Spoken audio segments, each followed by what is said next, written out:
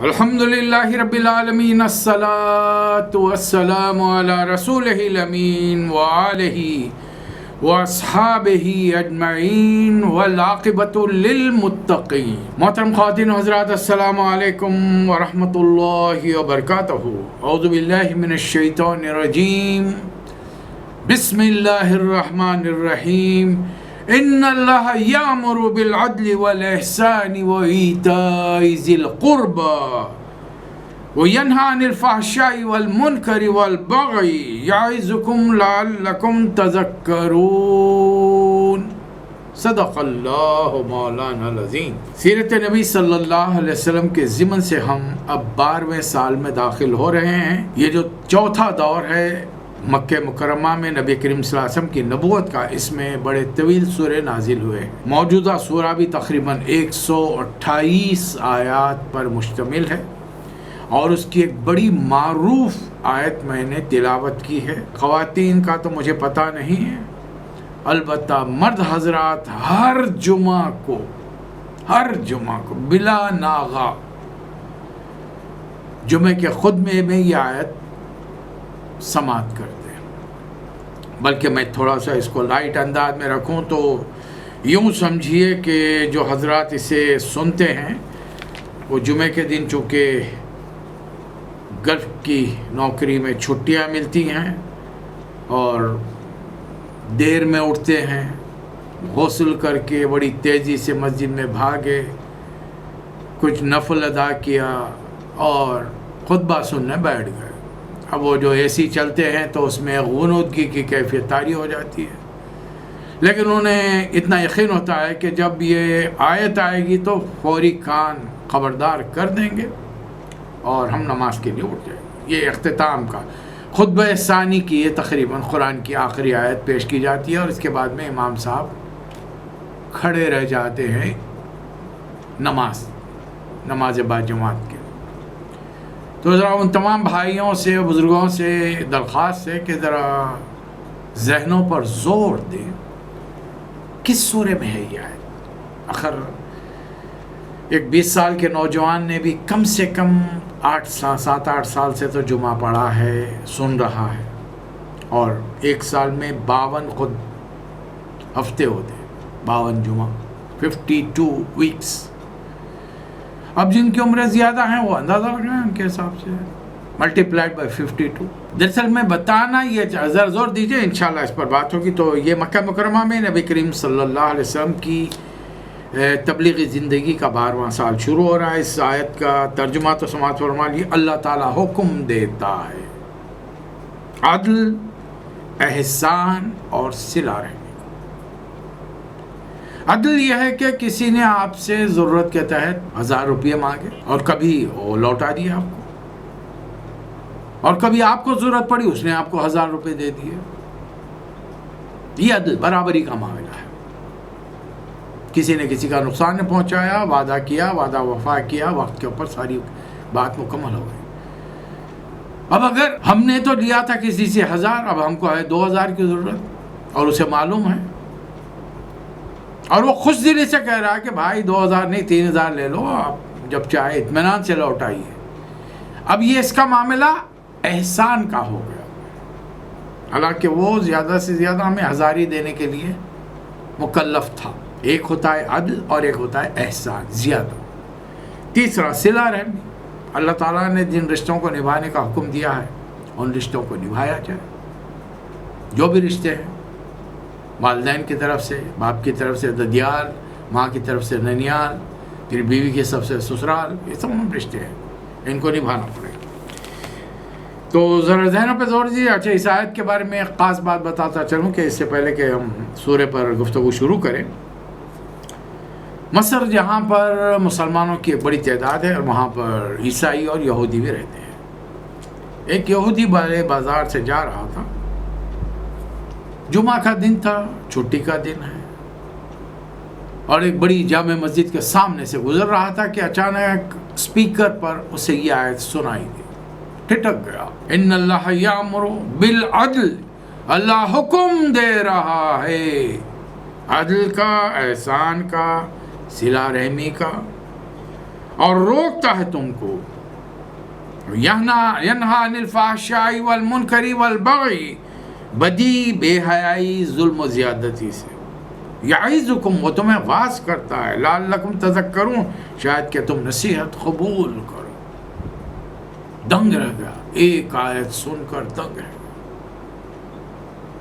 ایک مختصر سے فقرے میں 3 نیکیوں کا حکم اور 3 برائیوں سے بچنے کی تلقین۔ یہ کلام صرف الہی کلام ہو سکتا ہے، مسلمان ہوگا۔ غیر مسلم جو عربی زبان جانتے ہیں ان کی یہ کیفیت ہے۔ اب آج کل عربی زبان جاننے والوں نے تو تبلیغ سرے سے بند ہی کر دی ہے۔ اب کیا مسئلے تھے ہیں واللہ عالم۔ اب ہم اپنا رونا لے کے بیٹھ جاتے ہیں سب کانٹیننٹ والے کہ بھائی ہم کو عربی آتی نہیں ہے، تو سیکھے نا۔ انگریزی آتی تھی کیا؟ اسکول سے سیکھنا شروع کیا، کالج ہے انگلش میڈیم میں ہوا۔ پروفیشنل جتنے کورسز ہیں، MBBS ہے، BE ہے، MSc ہے، جتنی ڈگریاں آپ لے رہے ہیں PG کی، یہ ساری کی ساری انگریزی کے اندر ہے، الا ماشاء اللہ۔ پھر یہ کیسا سیکھا ہم نے؟ 4 پیسے دنیا میں زیادہ کمانے کے لیے تو دنیا کی زبان سیکھ لی، وہ زبان جو ہمارے نبی صلی اللہ علیہ وسلم کی زبان مبارک ہے، مادری زبان ہے، وہ قرآن جس میں اللہ کا آخری کلام نازل ہوا ہے، وہ زبان جو آخرت میں جنت میں بولی جائے گی، اس کو سیکھنے کی فکر ہی نہیں۔ چلیے آئیے سورہ شروع کرتے ہیں۔ بہرحال یہ سورہ آپ کے ذہنوں میں بات آ گئی ہوگی۔ قرآن مجید کا یہ 16واں سورہ ہے، 16 سورہ نمبر 16۔ موجودہ قرآن آپ کے ہمارے گھروں میں مساجد میں رکھا ہوا ہے، اس کا نمبر 16 ہے۔ ابھی بھی نام آیا ذہن میں یا نہیں؟ سورۃ النحل، شہد کی مکھی، کیا کیا نام دیے ہیں اللہ تعالیٰ نے؟ عنکبوت، مکڑی، بقرہ، کاؤ، سوچ کے دیکھیے آپ اس بارے میں تو آپ کو پتہ چلے گا۔ اللہ تعالیٰ نے یہ تمام چیزیں اس لیے نازل فرمائی ہیں کہ دیکھو ایسی ایسی مخلوقات ہم نے بنائی ہیں جو اس میں جن میں تمہارے لیے فائدہ بھی ہے، نقصان بھی ہے۔ اب مکڑی سے تو فائدہ کیا ہے، وہ تو لکڑی کو چاٹ جاتی ہے، ظاہر ہے، دروازے ہوں، فرنیچر ہو، کھوکھلا ہو جائے گا۔ لیکن شہد اور شہد کی مکھی جمع کرنے والی، شہد کو جمع کرنے والی جو ایک معمولی سا کیڑا ہے، اس میں اللہ تعالیٰ نے کیا خوبی رکھی ہے۔ اور موجودہ قرآن میں ہم نے سورۃ النحل کو 83 نمبر پر لیا ہے۔ یہ موجودہ قرآن میں 16 نمبر پر ہے، اور اس کی ابتدا عجیب و غریب حیرت انگیز طریقے سے ہو رہی ہے۔ اتی امر اللہ فلا تستعجلوا، اللہ کا فیصلہ آ گیا۔ کہاں آیا؟ یہ آیت سن کر صحابہ کرام کو تربیت نبی کریم صلی اللہ علیہ وسلم نے کی تھی، وہ قیامت آ گئی سمجھتے تھے۔ اور قیامت کی پہلی نشانی نبی کریم صلی اللہ علیہ وسلم کی دنیا میں آمد ہے، اس لیے کہ آپ خاتم النبیین ہیں، آپ کے بعد کوئی نبی آنے والا نہیں، اب صرف قیامت آئے گی۔ اور آپ نے فرمایا میرے اور قیامت کے بیچ میں اتنا فاصلہ ہے، وہ گھڑی قریب آ گئی۔ وہ گھڑی حالانکہ قرآن نازل ہو کے 1400 سال ہو چکے ہیں، ابھی نہیں آئی، لیکن ہماری اور آپ کی گھڑی اس وقت ہے جب اسرائیل آئیں گے اور روح نکال کے چلے جائیں گے۔ تو اللہ فرما رہا ہے یہ گھڑی قریب آ گئی، سبحانہ و تعالیٰ عما یشرکون، اللہ کی پاک ذات میں تم لوگ شرک کر رہے ہو۔ مسلمان اللہ کی ذات میں شرک نہیں کرتا، یہ طے ہے، لیکن اللہ کی صفات میں، اختیارات میں، حقوق میں ہر جگہ شرک ہے، غور کر کے دیکھ لیجیے۔ اللہ وہ ہے جس نے روح جبرائیل کو اپنے بندے پر نازل کیا تاکہ وہ لوگ دنیا وہاں آ کر دنیا والوں کو خبردار کریں کہ اللہ کے سوا کوئی معبود نہیں ہے، تم اسی سے ڈرو۔ کائنات میں زمین آسمان ہر چیز کو اس نے برحق پیدا کیا ہے، اور انسان کو ایک گندے پانی کی بوند سے پیدا کیا ہے۔ پھر انسان کی خدمت کے لیے بے شمار جانور ہیں جن میں ان کی کھالوں میں پوشاک بھی ہے، لباس بھی ہے ہمارے لیے، جب چاہے ذبح کرو کھا لو انہیں، اور دوسرے طرح طرح کے فائدے ہیں۔ پھر یہ جانوروں کے ریوڑ جہاں پالے جاتے ہیں، چاہے وہ بکریاں ہوں، اونٹ ہو، گھوڑے ہوں یا گائے ہوں، یہ تمام جب ان کے ریوڑ کو لے کر تم صبح صبح چرانے کے لیے لوگ نکل جاتے ہیں تو ان جانوروں کا مالک بڑا خوش ہوتا ہے ان کو دیکھ کر، اور شام میں جب واپس آتا ہے وہ پیٹ بھرے ہوئے واپس آتے ہیں، پھر دیکھ کر خوشی ہوتی ہے۔ اللہ نے تمہارے لیے کیا کیا بنایا؟ والخیل والبغال والحمیر لترکبوا وزینۃ، گھوڑے، خچر، گدھے یہ تمہاری سواری کے لیے ہیں، اور یہ تمہارا سامان لے کر ان علاقوں میں پہنچ جاتے ہیں جہاں تم آسانی سے نہیں پہنچ سکتے، اور تمہارا سامان بوجھ ڈھو کر لے جاتے ہیں۔ اور اس کے علاوہ اللہ نے بہت کچھ بنا، یخلق ما لا یعلم، اور وہ آج تمام چیزیں ہیں۔ انسانی ذہن نے ان چیزوں کو دیکھ کر پرندوں کو اڑتا ہوا دیکھا، ایروپلین بنا دیا، مچھلی کو سمندر میں تیرتا ہوا دیکھا، بہترین بڑے بڑے شپس سمندر کی سینے کو چیرتے ہوئے چلے آ رہے ہیں، اور لاکھوں ٹن ان کے اندر سامان بھرا ہوا تھا، ڈوبنے نہیں پاتے۔ اتنا سب بنانے والا جب تمہاری دنیا کے زندگی کے نظام کو آسان کرنا چاہتا ہے تو آخرت کا اس نے کوئی سبق تم کو نہیں سکھایا کہ اس دنیا کے بعد جو زندگی ہے اس کے لیے کچھ تیاری کرو؟ تو جان لو دنیا میں سیدھا راستہ بھی ہے، ٹیڑھے راستے بھی۔ اگر اللہ چاہتا تو سب کو ایک راستے پر اکٹھا کر سکتا تھا، لیکن نہیں۔ اب یہ انسانوں نے چونکہ اس کے اندر فتنہ فساد کیا ہے، لہٰذا یہ کام کرو۔ وہی اللہ ہے جس نے آسمان سے پانی برسایا، تم بھی سیراب ہوتے ہو، جانوروں کو پلاتے ہو، کھیتیاں اگاتے ہو، پانی ایک ہی برستا ہے، زمین بھی ایک ہی ہے، لیکن ہر زمین کے ایک خطے کے ایک علاقے کے بعد میں اس کے اثرات بدل جاتے ہیں، اس کا ٹیسٹ بدل جاتا ہے، اس کی پیداواری خوبیاں صلاحیتیں بدل جاتی ہیں۔ جہاں چاول پیدا ہونا ہے وہاں چاول ہوگا، جہاں گیہوں پیدا ہونا ہے وہاں پر گیہوں پیدا ہوگا۔ جس زمین کے خطے پر انگوروں کی فصل بہترین آتی ہے وہاں پر آم نہیں اگ سکتا، اور جہاں آم کا جھاڑ آتا ہے وہاں پر انگور کی فصل نہیں آئے گی۔ بہرحال یہ اللہ کی شان ہے، اور اس نے تمہارے لیے زیتون، کھجور، انگور، طرح طرح کے پھل پیدا کیے، اور ٹیسٹ میں، مزے میں، رنگ میں، شکل و صورت میں ان کی جسامت ہے بالکل ہی الگ ہے۔ ان میں نشانیاں ہیں وہ لوگ جو ہوش رکھتے ہیں۔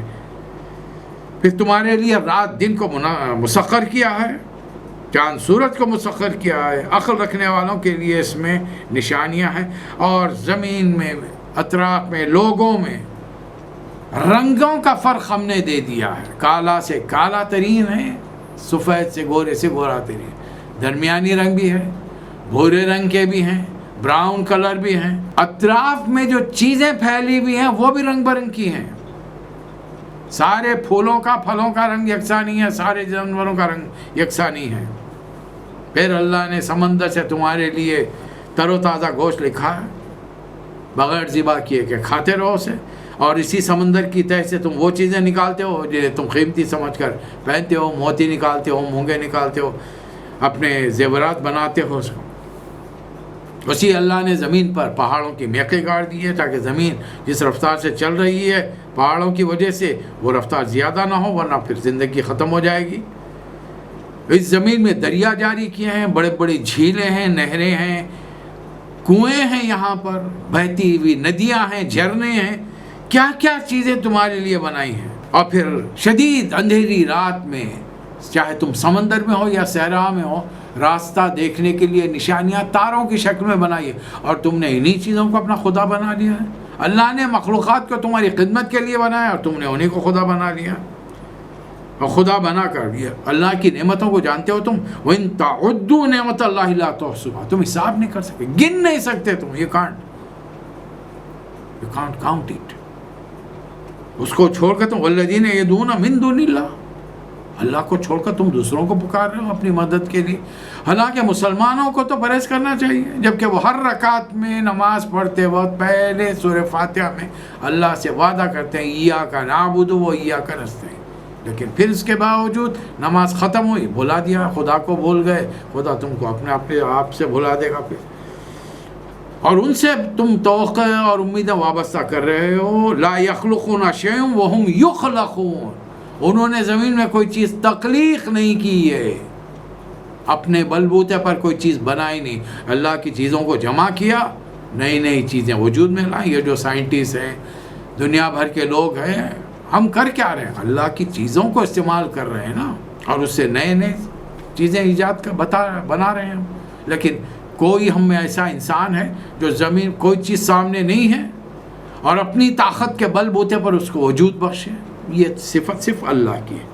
اور تم جن کو پوج رہے ہو، جن سے مانگ رہے ہو، اپنا انا داتا، اپنا مشکل کشا، اپنا دستگیر، اپنی تقدیر بگڑی بنانے والا جسے کہہ رہے ہو، اب یہ لوگ اموات غیر احیاء، اب زندگی نہیں ہے ان میں.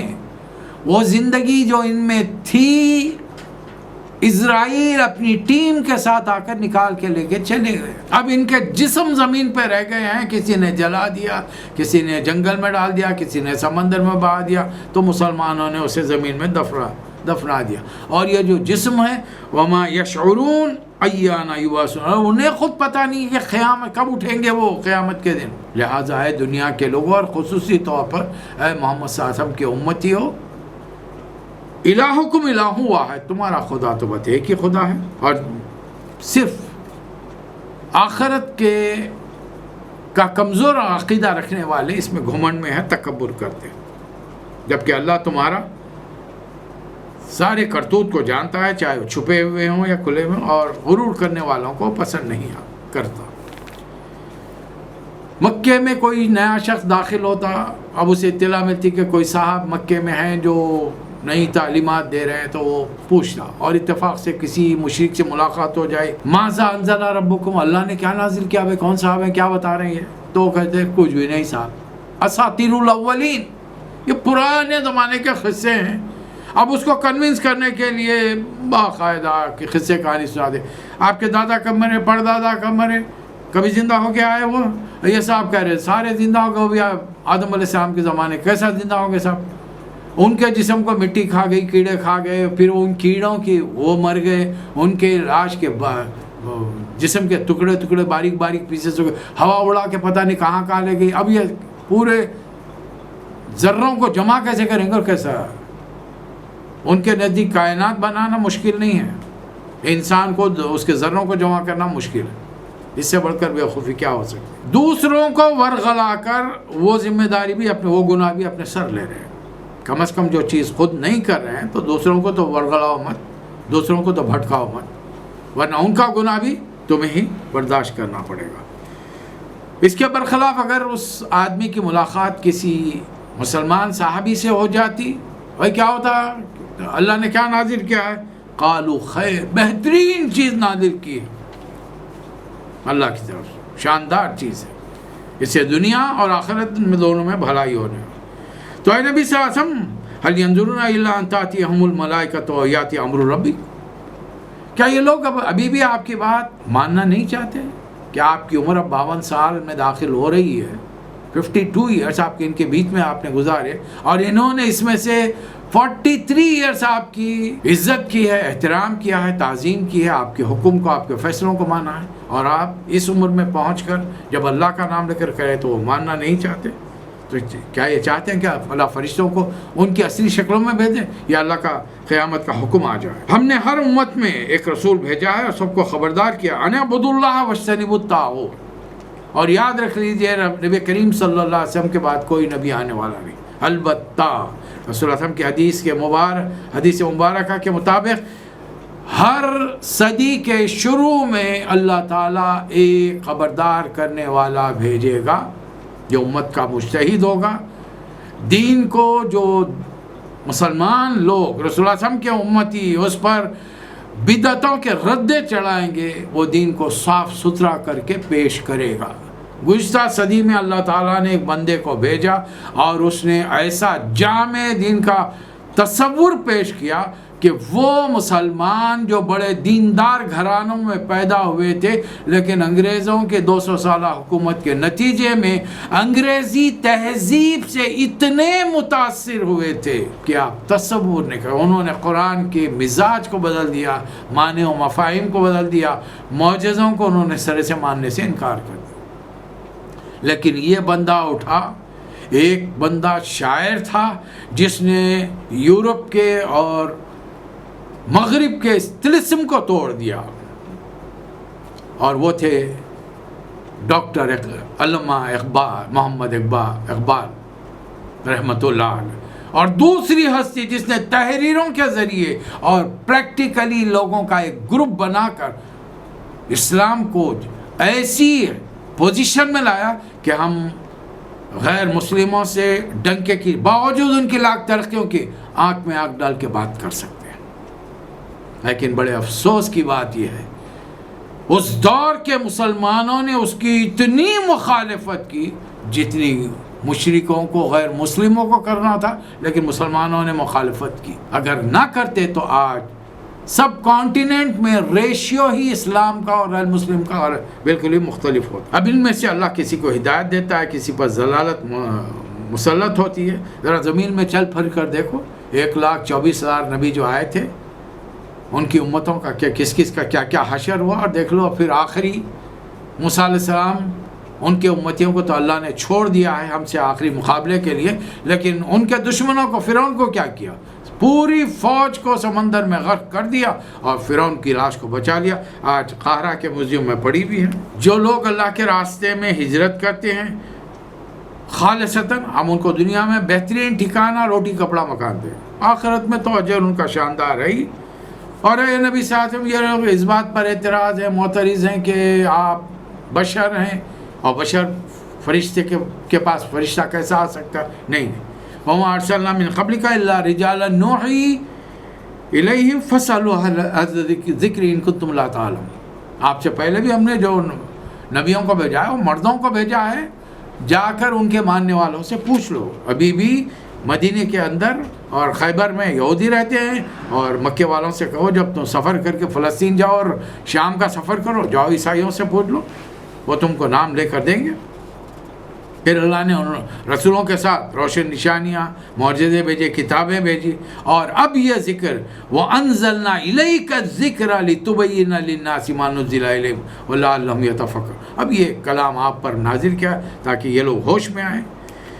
پھر اللہ فرما رہا کیا لوگ اپنے اطراف کی چیزوں کو دیکھتے نہیں جو اللہ نے پیدا کیا ہے، کہ کس طرح ہر چیز کا سایہ دائیں بائیں گرتا ہوا اللہ کو سجدہ کر رہا ہے. کچھ ہمارے بھائیوں نے غلو کیا ہے رسول اللہ صلی اللہ علیہ وسلم کی شان مبارکہ میں، کہا کہ رسول اللہ صلی اللہ علیہ وسلم کا زمین پہ سایہ نہیں گرتا تھا.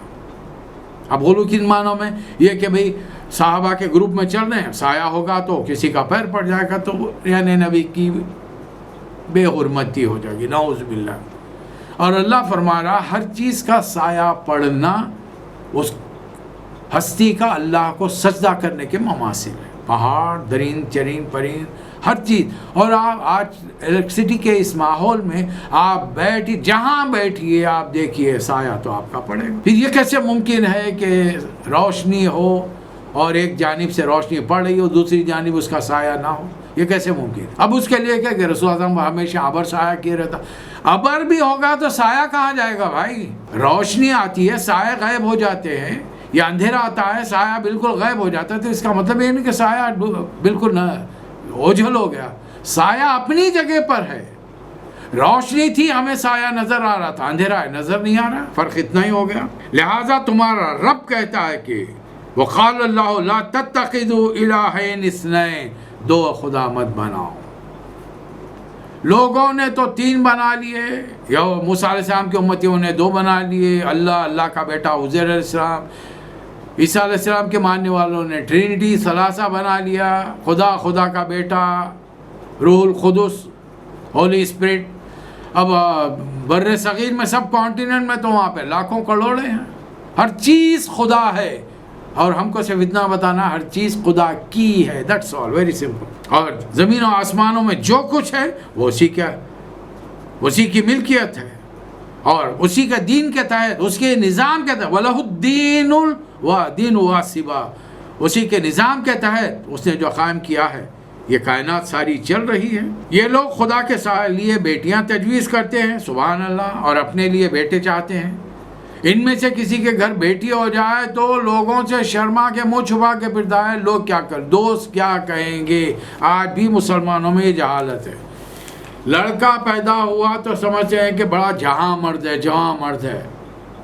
لڑکی ہوئی تو سمجھتا ہے کہ وہ بڑا کمزور انسان. ارے بھائی، لڑکا یا لڑکی شادی کے بعد ہی پیدا ہوئی نا. اور کس کے ذریعے پیدا ہوئی ہے؟ یا لڑکا ہو یا لڑکی ہو, کس کے ذریعے پیدا ہوئی؟ تمہاری بیوی کے ذریعے.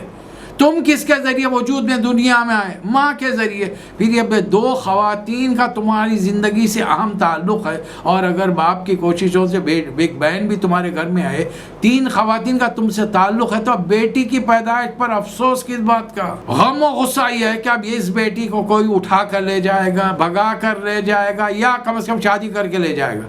اچھا, تم جس عورت کو اپنی بیوی بنا کے لایا, وہ کسی کی بیٹی نہیں تھی. تم نے اس کی عزت, اس کے ساتھ نکاح کر کے ازدواجی تعلقات قائم نہیں کیے. پھر کیوں؟ اگر تمہاری بیٹی ہے, اس کا نکاح ہو رہا, تو کیا تم کو تمہاری انانیت, تمہاری ایگو, تمہاری شان رسول سے بڑھ گئی کہ جن کی 4 بیٹیاں تھیں اور انہوں نے چاروں بیٹیوں کا نکاح غیر مردوں سے کر دیا. حضرت عثمان آپ کے خاندان کے نہیں تھے. حضرت علی آپ کے خاندان کے ضرور ہیں, چچا کے بیٹے ہیں. حضرت عثمان, حضرت عمر آپ کے خاندان کے نہیں ہیں, ان کی بیٹی آپ نے کی. حضرت ابو العاص آپ کے خاندان کے نہیں ہیں, ان کو بڑی بیٹی زینب دی.